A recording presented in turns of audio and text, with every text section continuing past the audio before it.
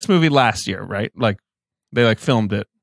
Yeah. No, I think I made it in 2016, actually. Yeah, because I auditioned. Because he was in post-production. I don't know if you know this. I auditioned for Wade Watts. I think I did know that. I remember that. Yeah. Very stressed out. I felt like I kind of blew my audition. We were doing Blank Check when you were doing Blank Check, audition. and I came in really depressed because I was like, this was my big Spielberg shot, and I blew it. Well, but I don't know if this is the role that you want. Yeah. I have no regrets now. Yeah. Although I think this movie would have been fun to make. But probably, yeah. But how much mocap was it, do you think? Like, is he there when they're doing that shit? 100%. It's cool. He kind of, this was another at bat for him to do the 10-10 thing, which I think he really liked doing. Right. Yeah. I think that's a big impetus for doing this movie. Yeah. But I auditioned for this. The casting people on it, Ellen Lewis was one of the best casting directors alive. Casting director. Does all of Spiel's movies, does all of Scorsese's movies. She's like, when you're watching The Post and you see fucking Zach Woods or whatever, that's Ellen Lewis. Yes. So she cast vinyl. Right. And we were on vinyl, so she brought me in for that very kindly because I was kind of in the atmosphere at that moment, in her atmosphere. Right. You got to get back in her atmosphere. Scoop. Ben and I are leaning forward. When we were doing our Spielberg miniseries, I ran into her taking the bus, and we talked about Spielberg and Scorsese for like a while.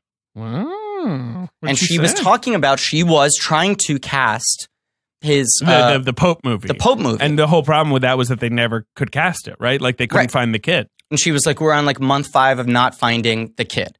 And that was supposed to be the next thing. I know. And he tossed that. It was sort of supposed to be Ready Player One and the Pope movie. Right. And then the Post took that. It was Ready Player One and the Post movie. Right. Yeah. But she was saying, it's the same thing with Marty and Steven, her words, not mine. Sure. Where she said they develop a lot of things. Yeah. They find a lot of stuff they're interested in, and a lot of stuff comes close.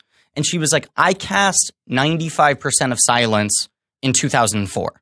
Yeah. I remember that. I remember some of the stars that were in terms of all the Japanese actors. No, sure. She said I went to Japan, but I remember they had like the stars in place. There was a point where it was supposed to be, I think, Daniel Day-Lewis, Philip Seymour Hoffman, and Gael Garcia Bernal. That sounds right. Yeah.